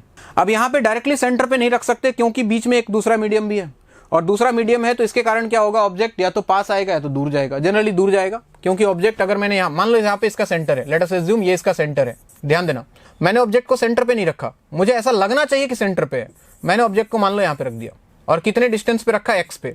अब ध्यान देना कहानी को, कहानी में क्या होगा, अब कहानी में ये होगा, यहाँ से जो भी रे निकलेगा, मिरर को ये नहीं लगेगा कि वो यहाँ से आ रहा है, मिरर को ये लगना चाहिए कि वो रे यहाँ से आ रहा था, यानी कि इसमें थोड़ा सा बेंडिंग होगा, हम जानते हैं कि इसका पोजीशन क्या है, थोड़ा सा चेंज होगा, ये अपने पाथ से थोड़ा सा बेंड होगा, और इसको ऐसा फील होना चाहिए कि ये कहाँ से आ रहा था, इसके सेंटर से आ रहा था, यानी कि ये इसका एपरेट डिस्टेंस बन जाएगा, यानी कि यहाँ से यहाँ तक देखो ये x है, और इसका ये वाला डिस्टेंस जो है ये r है, रेडियस, ठीक है। तो यहाँ से इसका डिस्टेंस कितना हो जाएगा r माइनस h, ये वाला वैल्यू। अब हम फॉर्मूला लगा रहे हैं, कौन सा, एपरेंट डेप्थ वाला। क्या फॉर्मूला हमने पढ़ा था, याद करो, μ2/μ1 इक्वल टू d/d डैश। याद दिला दूं एक बार फिर से, μ2 वो मीडियम जहां से रे आ रही है, मतलब जहां पे ऑब्जेक्ट है, यानी कि μ2 का वैल्यू 1 है, μ1 वो मीडियम जिसमें रे जा रही है, यानी कि म्यू है, d बाउंड्री से एक्चुअल डिस्टेंस कितना है ऑब्जेक्ट का, बाउंड्री से अगर ध्यान से देखो डिस्टेंस का एक्चुअल डिस्टेंस कितना है इसका, x कितना है x, और d डैश इसको लगना कितने पे चाहिए, लगना चाहिए यहाँ पे ये वाले डिस्टेंस पे, और ये वाला वैल्यू कितना है r माइनस h, सही लिख रहा हूं मैं, हाँ सही है, x divided by d dash के जगह पे कितना आ जाएगा, ये वाला डिस्टेंस कितना r माइनस h। अच्छा, डिस्टेंस निकालना कहां से मुझे, from the pole of mirror ना, इसको x मान लेते हैं यार, इसको x मान लिया है, ठीक है। तो यहां से इसका डिस्टेंस कितना हो जाएगा, देखो x माइनस h, यानी कि एक्चुअल डिस्टेंस जो है इसका x माइनस h है, और इसको लगना कितने पे चाहिए, r माइनस h पे। जो भी डिस्टेंस मेजर करते हैं हम दोनों बाउंड्री के इंटरफेस से करते हैं, यानी कि इस बाउंड्री से। अब यहां से निकाल लो वैल्यू, ये इधर आ जाएगा, तो r minus h divided by mu equal to x minus h, तो x का वैल्यू आ जाएगा देखो h plus r minus h divided by mu. चूंकि पोल से डिस्टेंस पूछ रहा था तो ऑप्शंस देख लो, ऐसा कुछ h plus r minus h divided by mu, ये वैल्यू दिख रहा है आपको, ऑप्शन नंबर सी। तो सिंपल सा सवाल, दिखने में कॉम्प्लिकेटेड जरूर था, बट था आसान अगर सोचते तो। Question number 37, what is the angle of incidence for minimum deviation of incident ray when refractive index of prism. अच्छा, एक प्रिज्म है भाई, प्रिज्म का रिफ्रैक्टिव इंडेक्स 3/2 है, और प्रिज्म एंगल जो है वो 60 डिग्री है। बोला मिनिमम डेविएशन होना चाहिए, तो एंगल ऑफ इंसिडेंस बताइए। मान लो कि आई पे आया, रे ऐसे चला गया, ठीक। अब याद करो सबसे पहले कहानी, डेल्टा मिनिमम का वैल्यू होता है आई प्लस ई माइनस ए, और मिनिमम डेविएशन के केस में आई और ई बराबर हो जाता है, तो आई प्लस आई माइनस ए, यानी कि ये वैल्यू हो गया कितना 2i माइनस ए के, ठीक।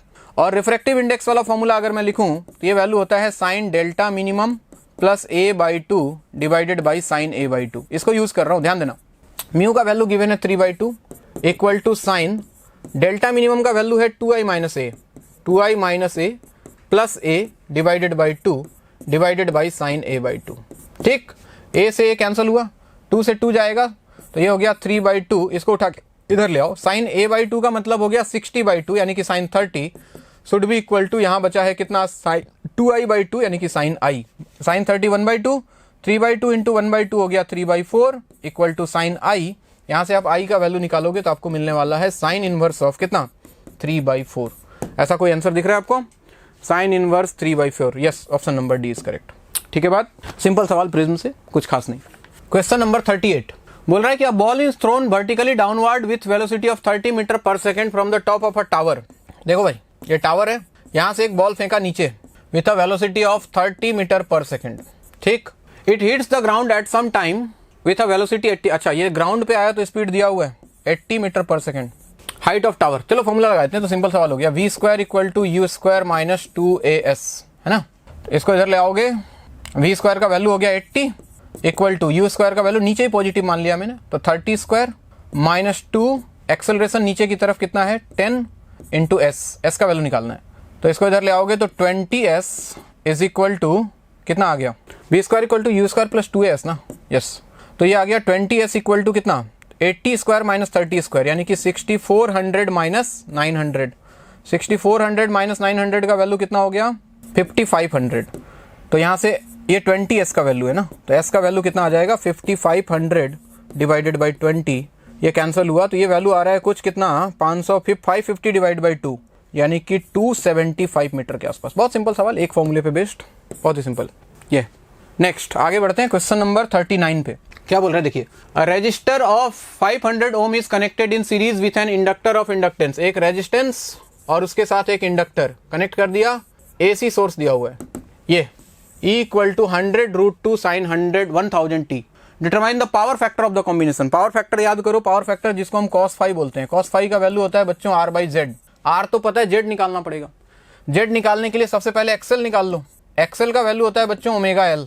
ओमेगा का वैल्यू गिवन है तुमको 1000 और l का वैल्यू दिया हुआ है l 0.5 यानी कि 1/2। तो ये वैल्यू भी आ गया 500 ओम। और याद करो z कैसे लिखा करते हैं आरएल सर्किट में, √r² प्लस XL²। तो 500² प्लस 500², ये वैल्यू रूट के बाहर निकलेगा तो 500√2 बन जाएगा। यहाँ उठा के रख दो, r हो गया 500 और z का वैल्यू आ गया 500√2। 500 से 500 कैंसल, cos फाई का वैल्यू आ गया 1/√2। So power factor is 1/√2। बहुत ही सिंपल सवाल। ठीक, question number 40। The magnetic field in a plane electrostatic wave, electromagnetic wave is given by, ये मैग्नेटिक फील्ड दिख रहा है आपको, ये देखो, B equal to 2 into 10⁻⁻7 sine 0.5 10⁻3x plus 1.5 10⁻11t Tesla.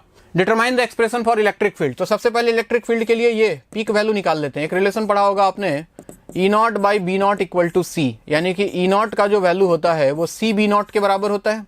C का मतलब 3 इंटू 10⁻8 और B0 ये दिया हुआ है 2 इंटू 10⁻⁻7। तो ये वैल्यू आ गया कुछ 6 इंटू कितना 10, 60 के आसपास। तो peak value of electric field 60 होगा और बाकी दोनों के बीच में फेज डिफरेंस 0 हो रहा है, होता है। मतलब इलेक्ट्रिक फील्ड और मैग्नेटिक, किसी इलेक्ट्रोमैग्नेटिक वेव में इलेक्ट्रिक फील्ड और मैग्नेटिक फील्ड के बीच में फेज डिफरेंस 0 होता है। दोनों साथ साथ मैक्सिमम होता है, साथ साथ मिनिमम होता है, साथ साथ 0 होता है। तो फेज सेम रखना है। तो 60 वैल्यू देख लो, 60 यहाँ है, यहाँ है। इसमें क्या किया, कुछ चेंज किया है क्या? कोई चेंज नहीं होना चाहिए। 0.5 10⁻3x प्लस 1.5 10⁻11t वोल्ट में, सही है, पहला option is correct.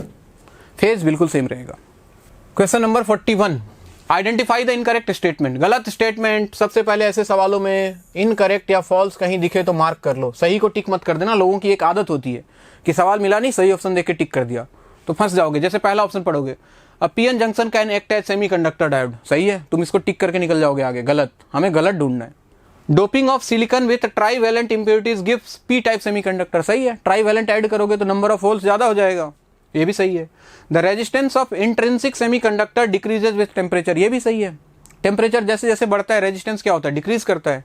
The majority carriers in n type semiconductor are holes, देख रहे हो सबसे लास्ट में दिया हुआ है। और हम जानते हैं एन टाइप्स में मेजोरिटी कैरियर क्या होता है, इलेक्ट्रॉन्स होता है। तो ये गलत है, गलत है मतलब अपने लिए सही है। नेक्स्ट 42। ये भी सिंपल सवाल दिख रहा है बच्चों। देखो ये एंड गेट है, एंड गेट है तो ए और बी का आउटपुट देगा ये ए इंटू बी, और ये नॉट गेट है तो अगर यहाँ से बी जाएगा तो यहाँ पे क्या मिलने वाला है, बी बार। और ये फिर से एंड गेट है, देखो तो इन दोनों का प्रोडक्ट यानी कि ए इंटू बी, सॉरी ये एंड गेट नहीं है, ये और गेट है, ऐसे थे ना, टेढ़ा दिख रहा है, तो यहाँ पे ए प्लस बी मिलेगा, ठीक है। और ए प्लस बी, और ये एंड गेट है तो इन दोनों का प्रोडक्ट यानी कि A plus B into B bar, ऐसा कुछ इसका आउटपुट आएगा, a plus B into B bar. देखो बहुत सिंपल बच्चों वाला सवाल है। ये जिसने गलती किया होगा ना उसको पाप लगेगा, नरक में भी जगह नहीं मिलेगा अगर ऐसा सवाल गलत कर दिया तो। Next, the radius of the second orbit of an electron in hydrogen atom is, देखो सेकंड ऑर्बिट में रेडियस दिया हुआ है 2.116 angstrom. Calculate the de Broglie wavelength associated with this electron. De Broglie wavelength बच्चों lambda equal to h by p या फिर h by M भी, इसको यूज करना है। और एम भी निकालने के लिए फॉर्मूला यूज कर लो, कौन सा, m v r is equal to n h by 2 pi. ठीक है, तो यहां से तुम एम भी का वैल्यू निकाल लो। एम भी का वैल्यू आ गया कितना, n h by 2 pi r, और ये वैल्यू उठा के यहाँ रख देता हूं, तो h डिवाइडेड बाई एम भी के जगह पे आ गया n h by 2 pi r. h से h कैंसिल हो गया, ये वैल्यू आ गया देखो 2 pi r divided by n। 2 pi का वैल्यू हो गया 3.14। रेडियस दिया हुआ था उस ऑर्बिट में 2.116। कौन से ऑर्बिट की बात कर रहा था, सेकंड ऑर्बिट 2 से 2 कैंसिल हो गया, ये वैल्यू कुछ 6 पॉइंट समथिंग बनने वाला है। ठीक है, ये दिख रहा है 6.64 angstrom. Again very simple question, question number 44। ये बोल रहा है work function of sodium, potassium, molybdenum, निकल आर, ये दिया हुआ है 2.7, 2.3, 4.17 and 5.15। Which of this metals will not give photoelectric emission for a radiation of wavelength 3300 angstrom. तो इसके कॉरेस्पॉन्डिंग एनर्जी निकाल लो, E इक्वल टू यूज करो hc बाई लेमडा, और अगर लेमडा एंगस्ट्रॉम में है तो यहाँ पे लिखो 12400 डिवाइडेड बाई 3300। 2 शून्य से 2 शून्य उड़ा, और ये वैल्यू निकाल के देखो आ रहा है ये कितना आ जाएगा, ये मोटा मोटी 33 है, 124 है ना, 33 इंटू 3 हो गया 99, 100 और 24 इधर 25 बचा, यानी कि 250। 250 का मतलब हो गया 250, 33 इंटू 7 231। हाँ ठीक है, 3.7 इलेक्ट्रॉन वोल्ट के आसपास आएगा ये, यानी कि जो फोटोन आ रहा है उसका एनर्जी कितना है, 3.7 इलेक्ट्रॉन वोल्ट। अब इलेक्ट्रॉन को बाहर निकलना है, अगर फोटो इलेक्ट्रिक एमिशन हम चाहते हैं कि हो, तो मेटल का वर्क फंक्शन जो है वो इससे कम होना चाहिए। तो जिस मेटल का वर्क फंक्शन इससे कम होगा, जैसे कि सोडियम का ये है, कम है, हो जाएगा। पोटेशियम का 2.3 है, हो जाएगा ये भी। लेकिन इसका देखो मोलिब्डेनम का कितना दिया हुआ है, 4.17, ये पॉसिबल नहीं है क्योंकि इसका वर्क फंक्शन ज़्यादा है और फोटोन के पास एनर्जी ही कम है। सिमिलरली इसके बाद वाला भी नहीं होगा, तो ये भी पॉसिबल नहीं है, ये भी पॉसिबल नहीं है। तो आपका आंसर हो जाएगा ये ए वाला और ये वाला, यानी कि MONI। MONI कहीं दिख रहा है, NI एंड MO, ये ऑप्शन नंबर सी। बहुत सिंपल सवाल। ये सब सवाल देखो, ये सब सवाल अगर नहीं किया होगा तो मैं बता रहा हूँ बहुत दिक्कत हो जाएगा, क्योंकि मॉडर्न बहुत इंपॉर्टेंट है। तो ये हालांकि ऑप्शनल में फिलहाल डाला गया है, लेकिन कोई जरूरी नहीं कि ऑप्शनल में रहे। तो ये सब सवाल गलती एकदम नहीं होना चाहिए, गलती हो रहा है तो वापस से जाके पढ़ो। Question number 45। When an electron of hydrogen atom jumps from n equal to 2 to n equal to 4, calculate the wavelength of the radiation absorbed। अच्छा, 2 से कहाँ गया 4, तो फॉर्मूला लगा दे रहा हूँ मैं, कौन सा वाला, 1 by lambda equal to Rydberg constant R Z square into 1 by n1 square minus 1 by n2 square, इसको यूज कर रहा हूँ। तो आर जेड तो 1 रहेगा, 1 बाई n1 का वैल्यू कितना है 2, तो ये हो गया तुम्हारा 2 स्क्वायर माइनस 1 बाई 4 स्क्वायर। ठीक है, तो ये आएगा r इंटू, देखो 1 बाई 4 दोनों से कॉमन कर लोगे तो अंदर बचेगा 1 minus 1 by 4। 1 minus 1 by 4 is 3 by 4। ये 1 बाई लेमडा है ना, तो उल्टा करोगे तो लेमडा का वैल्यू कितना आएगा, 4 4 16 ऊपर जाएगा, 16 डिवाइडेड बाई 3r। ऐसा कुछ वेवलेंथ आने वाला है। आर के टर्म में आंसर दिया है तो कोई दिक्कत नहीं है, 16 बाई 3r, 16 बाई 3r। ये r इज रिडबर्ग्स कांस्टेंट है ना, तो कहीं लिखा नहीं है बट समझ जाओ, इतना तो समझदार हो। 46। An electron makes transition from state 6 of a hydrogen. अच्छा, 6 से मान लो 1 पे आ रहा है, 1 2 3 4 5 6, तो कितना पॉसिबल स्पेक्ट्रल लाइन से, तो एक फॉर्मूला तुमने पढ़ा होगा, कौन सा, n2 minus n1 into n2 minus n1 plus 1 divided by 2, इसको यूज कर सकते हो। n2 हो गया 6, n1 हो गया 1, 6 से 5 में आ सकता है, 4 में आ सकता है, 3 में आ सकता है, जहां भी आ जाए सब कुछ इसमें कंसिडर हो जाएगा। 6 माइनस 1 प्लस 1 डिवाइडेड बाई 2, या फिर NC2 भी लगा सकते हो, आपकी इच्छा है। तो ये वैल्यू आ रहा है देखो 5, ये हो गया 6 बाई 2 कितना 3, 5 इंटू 3 कितना, ये वैल्यू आएगा कुछ 15 पॉसिबल स्पेक्ट्रल लाइन्स। ठीक, बहुत ही simple. 47। What is the ratio of wavelength of last line of Balmer series and last line of Lyman series. Balmer की बात कर लें, सिंपल सवाल, ये सब तो रटे हुए सवाल हैं, तुम्हारे भी रटे हुए, मेरे भी रटे हुए, लेकिन फिर भी मैं सॉल्व करता हूँ। 1 बाई लेमडा बामर, लेमडा 1 बोल देता हूँ इसको, है ना, R Z square into 1 by n1 Lyman Balmer के लिए n1 का वैल्यू कितना होगा 2, और लास्ट लाइन की बात कर रहा है तो n2 का वैल्यू इन्फिनिटी। तो यहाँ से देखो लेमडा 1 का वैल्यू आ जाएगा r बाई 4 है, उल्टा करोगे तो 4 बाई r। लाइमन की अगर बात करें, लाइमन, इसको लेमडा 2 बोल देता हूँ, तो ये वैल्यू क्या लिखोगे, r, n1 का वैल्यू 1 रहेगा, n2 का वैल्यू इन्फिनिटी रहेगा। तो यहाँ से लेमडा 2 का वैल्यू देखो आएगा 1 बाई r। और अगर दोनों को डिवाइड कर दें लैम्डा 1 बाई लैम्डा 2 तो 4 by r divided by 1 by r यानी कि आर बाई 1, ये वैल्यू आ रहा है कुछ 4 के इक्वल। तो option number A is correct. ठीक, बहुत simple. Question number 48, a coil has 1000 turns and 500 centimetre square as its area. Number of turns दिया हुआ है, एरिया दिया हुआ है। The plane of the coil is placed perpendicular to a uniform magnetic field of 2 × 10⁻⁵ tesla. मान लो magnetic field अंदर की तरफ है, ऐसा एज्यूम कर लो, और इसमें ये कॉइल रखा हुआ है। ठीक, नंबर ऑफ टर्न्स, एरिया दिया हुआ है। The coil is rotated through 180 degree in 0.2 second. अच्छा, 0.2 सेकेंड में 180 डिग्री से रोटेट कर दिया, तो बोल रहा है ईएमएफ इंड्यूस्ड कितना होगा भाई, एवरेज ईएमएफ। ईएमएफ का वैल्यू हो जाएगा डेल्टा फाई। डेल्टा फाई का वैल्यू हमने देख लिया, 2 टाइम्स हो जाएगा BA, ठीक, into number of turns N divided by कितना टाइम लगा, तो 2 टाइम्स। मैग्नेटिक फील्ड का वैल्यू है 2 × 10⁻⁵। एरिया है लूप का 500 सेंटीमीटर स्क्वायर। सेंटीमीटर स्क्वायर मतलब 10⁻⁴ और आएगा, इंटू नंबर ऑफ टर्न्स दिया है बच्चों 1000 डिवाइडेड बाई टाइम लगा है टोटल कितना, 0.2 सेकेंड। ठीक, तो ये पॉइंट उड़ा के 1 0 और इधर दिया, ये 2 से 1 2 कैंसिल हो गया। ठीक, क्या बचा देखिए, ये 4 0, ये 4 0 से ये 4 0 कैंसिल, और क्या बच रहा है, 5 और 2 हो गया 10, यानी कि 1000 हो गया। 1000 से 10⁻⁵ गया, 1000 से 10⁻⁵ जाएगा तो आपके पास बचेगा 10⁻⁻2 वोल्ट। ठीक है, 10⁻⁻2 वोल्ट तो कहीं ऑप्शन में दिख नहीं रहा है, क्या गड़बड़ हो रहा है। अच्छा, मिली वोल्ट में पूछा है ना, मिली वोल्ट में, तो ये तो वोल्ट है, तो 10⁻⁻2 इंटू 1000 और कर दो, ये बन गया मिली वोल्ट, और 10⁻⁻2 कैंसिल होकर ये बचेगा 10 millivolt. Yes, answer is 10। देखा क्वेश्चन कैसे घुमाता है, आंसर आने के बाद भी आपको लगेगा आंसर तक नहीं पहुंच पाए, तो सवाल को ध्यान से पढ़ने की जरूरत है। कभी भी ऐसे फंस जाओ तो क्वेश्चन को एक बार वापस पढ़ने की कोशिश करो। क्वेश्चन नंबर 49 बोल रहा है, current I enters in circular loop of radius r as shown in the figure below. An electron having charge E passes through the centre of the loop. यहां से एक चार्ज जा रहा है with speed v along the axis of the loop, अंदर की तरफ। Find the force acting on this electron. अच्छा, फोर्स तो 0 आ जाएगा, कैसे 0 आ जाएगा, I इधर गया तो इसमें करंट कुछ I/2 गया होगा, इधर करंट I/2 गया होगा। तो देखो सेंटर पे इसके कारण मैग्नेटिक फील्ड अंदर की तरफ, और इसके कारण मैग्नेटिक फील्ड बाहर की तरफ, और इन दोनों के कारण तो एक्सिस पे है, तो सेंटर पे मैग्नेटिक फील्ड का वैल्यू 0 है भाई, और मैग्नेटिक फील्ड 0 है तो फोर्स ऑन चार्ज, जिसको QV लिखा करते हैं हम, Q × V cross B, force का वैल्यू भी क्या आएगा, 0। तो इस पर कोई भी फोर्स नहीं लगने वाला है, ऑप्शन नंबर C। बहुत सिंपल सवाल।